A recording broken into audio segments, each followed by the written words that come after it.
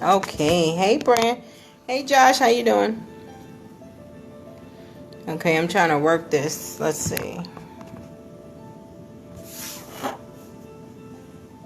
I wonder how you invite everybody else to join.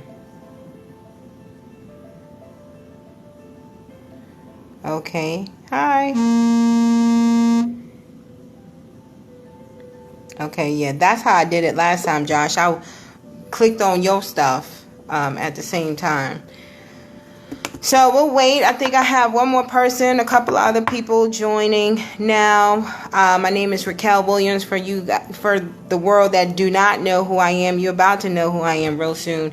Everybody's about to know who I am because I am bringing a major conversation to the national forefront. Everybody want to run for presidency, and I'm like, guess what? If you don't have the 1 Million Moms Off Welfare initiative on your platform priorities, you're not ready to serve America's people, because welfare, you know, as the media has portrayed it, really represents the lowliest of us. And, you know, the media made it to be this black poor program for poor black women, you know, who, you know, baby fathers are out there somewhere else not taking care of their children.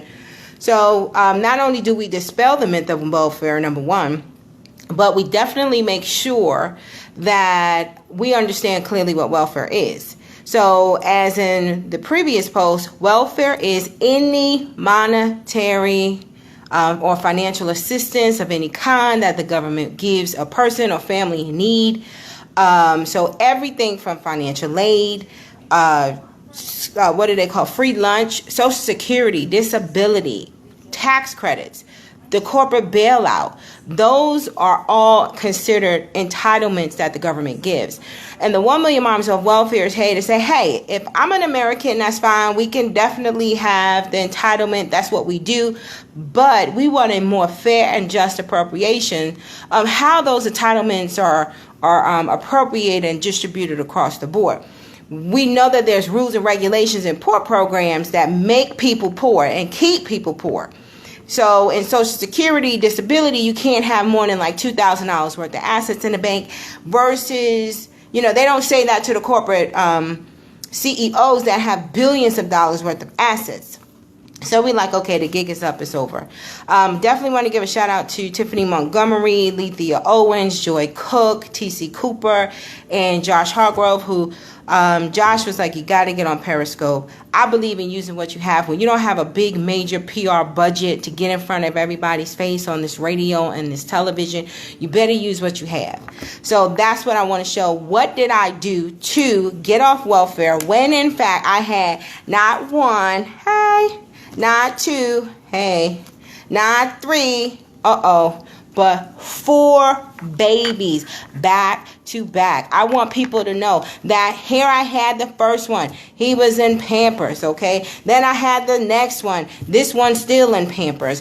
Then I'm pregnant again. Then I got Pampers and Pampers. Then I got more Pampers, okay? 1, 2, 3. I got Pampers. I got bottles. I got stress. I got struggle. I'm depressed. I got bad relationships. I got 1, 2, 3 baby daddies. Making it plain. Making it very real.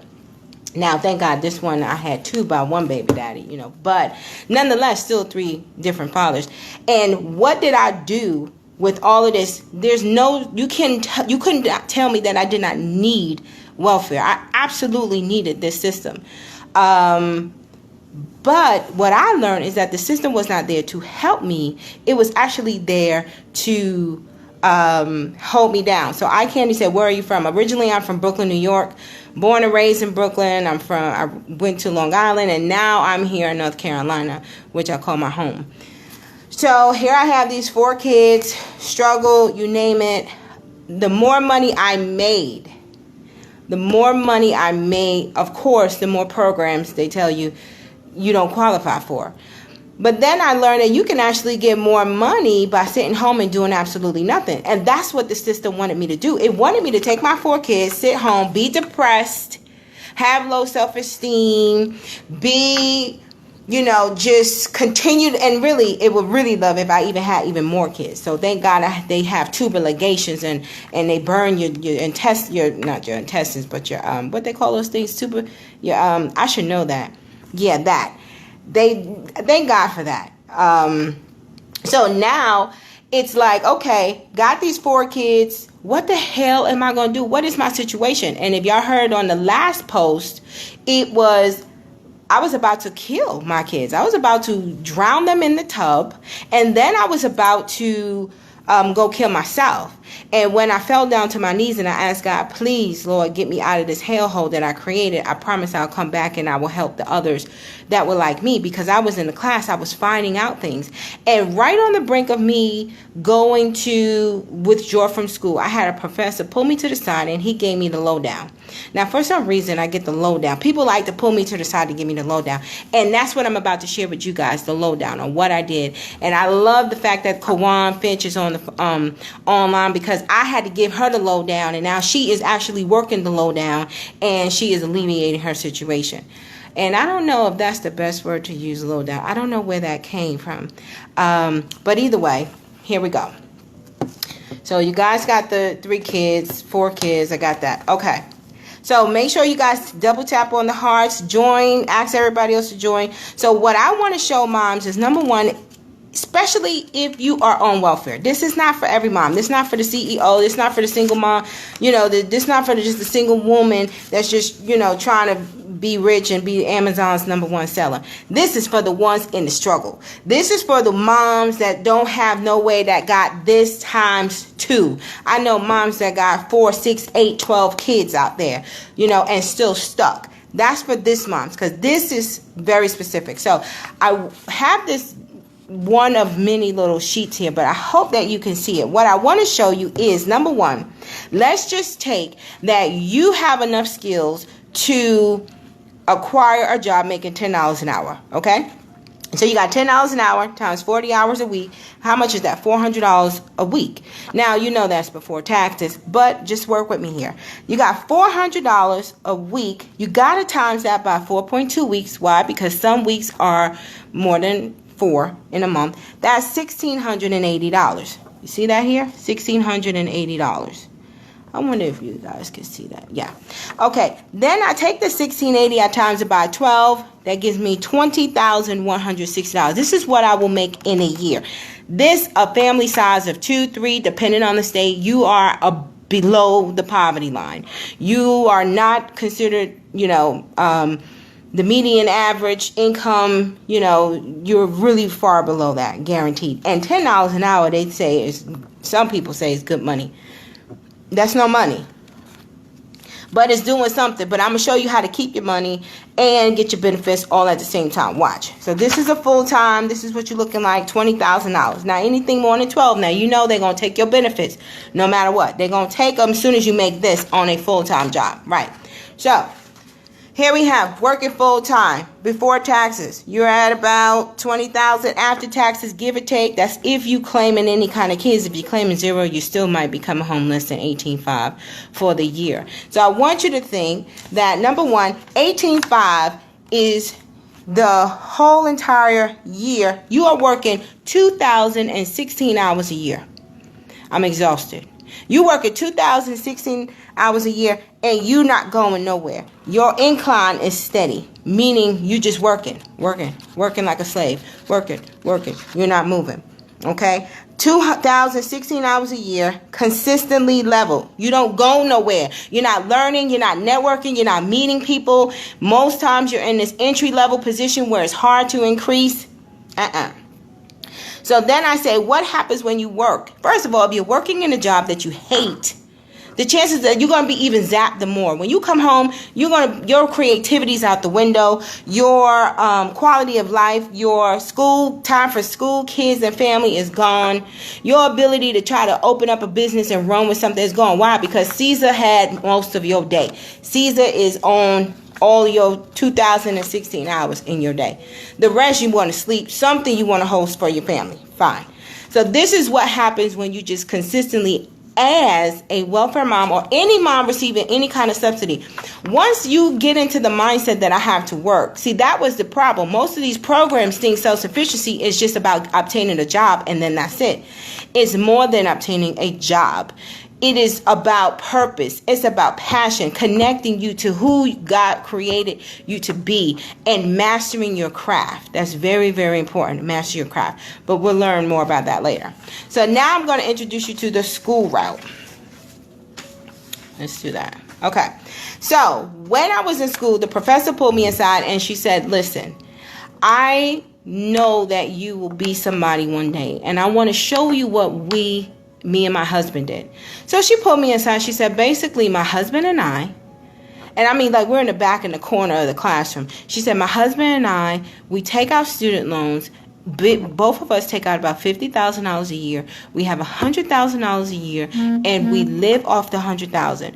We budget ourselves off the $100,000. Now, both of them at that time were professors in the same school. And if you know anything like I know, tenured professors get paid a lot of money. So they weren't concerned with the debt more than they were concerned with acquiring a quality education. So this is what we did. This is what I tell moms. Number one, choose a public school or a local community college. It has to be public. It cannot be a private institution.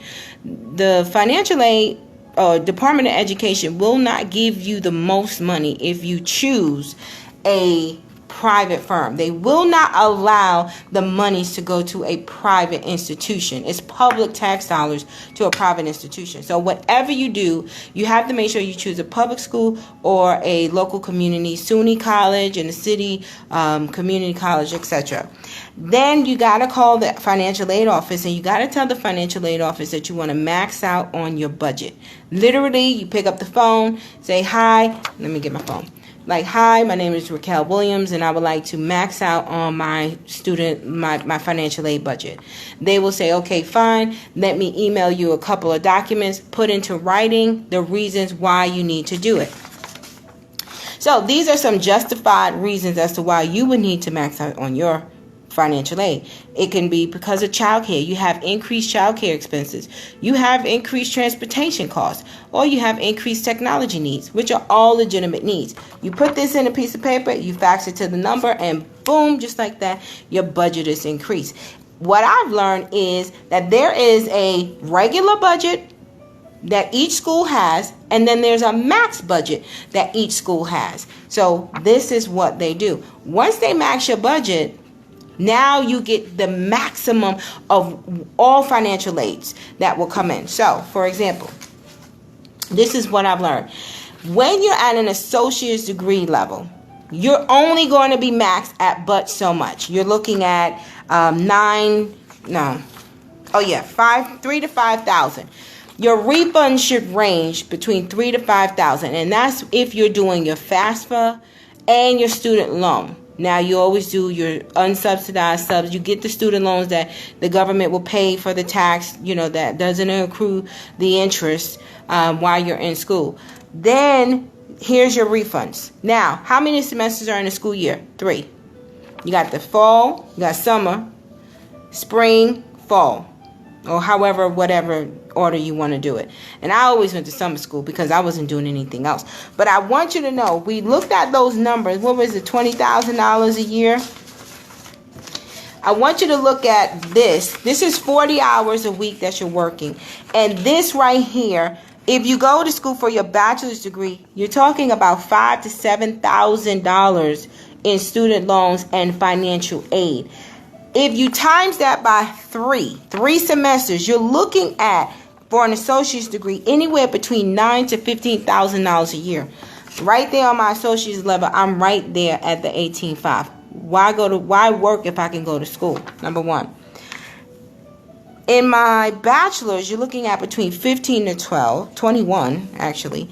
And in my master's, 21 to 30. Here's a note. For every degree you get, every increased degree you get, the bigger your budget gets. And every school you go to, at every higher degree, with the bigger budgets that you get, you still call them like, hi, my name is Raquel Williams. I want to max out on that budget. Yep, I did it every single school, every single semester. Didn't even matter. So you got to know that I was making anywhere between $21,000 to $30,000. I said to myself, I'm never coming out of school. I was a professional student. And then this is the best thing about this. The student loan, let me get you this one. Because this was when I remember the day on social services phone. This was that conversation. I was like, hello. I said, I believe that you didn't have to lie. But I had to lie to social service about some benefits.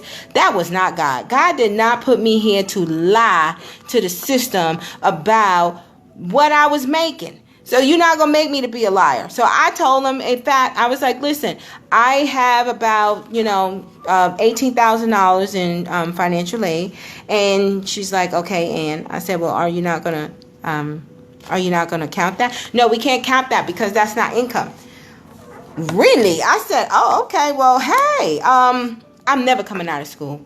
I knew right there I was never coming out of school. I was going to and guess what? I went and got 2 master's degrees, went and got my PhD up until the point I realized that you can actually run out of money because everybody is entitled to $134,000 of monies that they will appropriate to you regardless of your credit. Now, some might think student loans, credit, my credit was not good.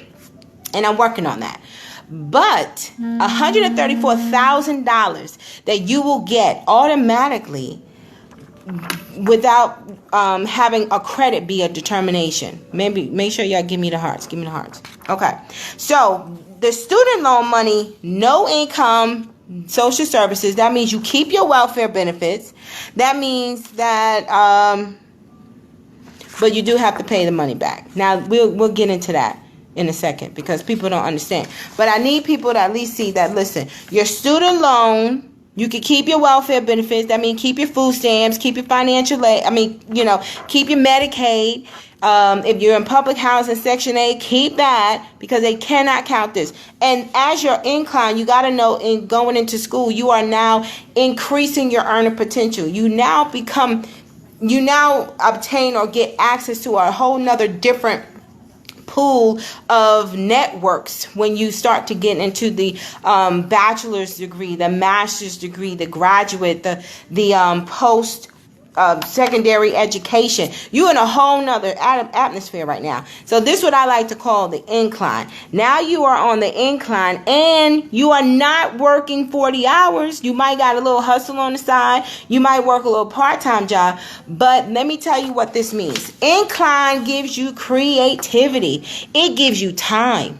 Okay, what did this do? You no longer have to think, how am I going to pay my rent? How am I going to pay my kids need sneakers, my kids need this, my kids need that. It gives you time. And then it allows for you to think. You do not even understand. We do not value the ability to think. We were not created, number one, to be stressed about what finances we will pay every single month.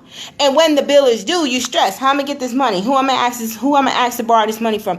And God knows, don't ask to borrow no money from nobody because that's not it. Because they just won't never let you down depending on who it is. They want something. They want you to do something strange for some change. That is not it. Okay? But this is what being in school allowed me to do. And number one, allowed me to be innovative. Because I was not thinking about money, I started to now see how I can solve other people's problems. Guess what, y'all? People pay you to solve people's problems. That's where consultants get paid. That's how businesses and firms, they are solving a problem that exists in the market. But if you cannot critically think, if you cannot creatively think, if you cannot innovate and know what is missing out there in the market, you will never enter into the place where your skill, your talent, your abilities will warrant an exchange. That's very important. Research. How many times, with the way technology is moving, you constantly need things to be researched. You need development. If you want to open up your own business, whatever you want to do, I'm about to show you what I did with my student loan money. Then I said master your craft. I'm about to show you what the master your craft is like everything. But this is what the school road allowed me to do. Okay? So I like to tell people, don't trick the money.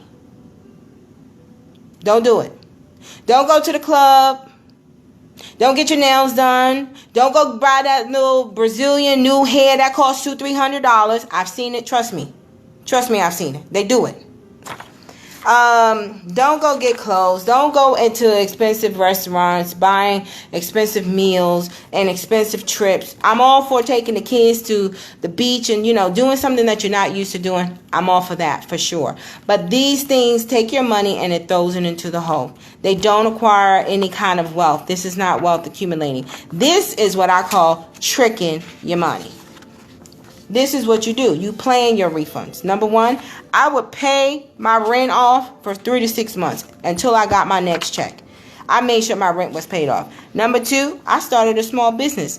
That's one of the keys, and that's a whole nother different topic, that you could reduce your tax liability by starting a small business, going and getting a business license. And even social services will allow you to run your business, and the income guidelines are much, much different than if you produce a W-4 or tax form, something like that, okay? Then I say purchase assets that actually increase in value. Technology, computers, these are assets. Small business, these are assets, okay? That's what I would do. I've had someone even go put a down payment on a condo and rent that thing out. Like they pimped it out all the way. I didn't have the credit for that. But this is a way out for those that are struggling. Why? What do we want to do? We want to fortify our future. We want to fund our passion. And then we want to find our purpose. These three things are the indicators that you are mastering your craft. Why? Because you want to get paid to do what you love. You want to have fun doing what you love. Right. So what does that look like? Because some people always say to me, Raquel, what do? You always doing something, but I don't ever see you doing nothing. Like you don't work. I'm like, are you kidding me? I might be one of the hardest working women in the world. But this is what I've been able to do. So remember I told you I had these 4 kids. So hello, you got to be a mother. You got to talk to the kids. You got to raise them. You got to feed them. You got to provide for them. You got to do things. But there was also something called God. Someone called God. He was creating me to do something great. So I had to sit before him and make sure that I was hearing what I was hearing and being able to be obedient and doing the things. I wrote my very first book. Did very well. Boom. This book is called Get Your Hands Out of My Pocket. The Hands-On Guide to Avoiding the Child Support System. This book took me every bit of 3 to 4 years to complete because I kept procrastinating. At first I thought, what value is this going to be? Nobody wants to buy my book. I didn't know what the cover would look like. I know what I saw in my head. But after I actually wrote the book, and this is, I love this one chapter. But this book is actually used for teenagers. It's a teenage pregnancy prevention and parenting intervention book. This must be, Lord, I got to go check out Tate Publishing. They done messed up the book. Lord, I'm glad I done looked in here. I got to go check out the books now. We recently got picked up by a publishing company, Tate Publishing, and probably won't promote them at the moment, but once I finished this book, on the very last page, I guess I was really getting into the men, and I felt like it might have been a little hard, and I was like, don't worry you guys, we got a female book coming. Boom. Get your hands get your hands off my butt. This was the hands-on guide to avoid becoming a baby mama. So I teach women in here that having a baby is not being the baby mama. You can be a single mom and be a woman about it. It's all the other stuff, the things that separate a baby mama from a single mother having children, this stigma, this stereotype, this culture.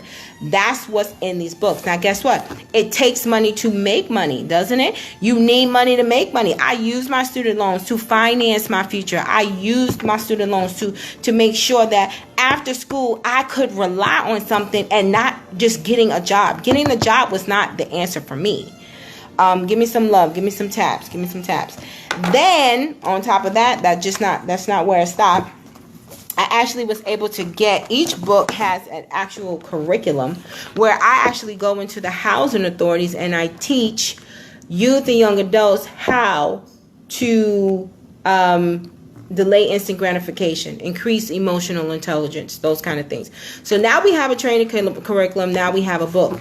Hello? That's one of the things I did. Hey, training curriculum, book, training. Why? Self-help. Why? Because I was taking everything that I learned and I was going to package it for a special demographic of people. Hands down.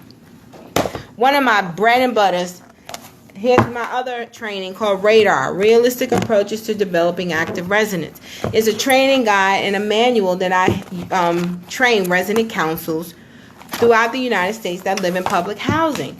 So what I'm saying to you, dear, everybody who's listening, and what we will do is make sure that this video is on Catch Me, which means it is now plugged into whereas anywhere anybody ever wanted to see this video, they will be able to see it. Thank you very much. She said that was amazing. However, that was the system that I had to use. I didn't have another way. With a single mom, 4 kids, thank you very much. I didn't have another way. Working 40 hours was just not it. I had to learn of this thing that God was calling me to do. And I remember, like I said, when I fell down to my knees, I promised God if He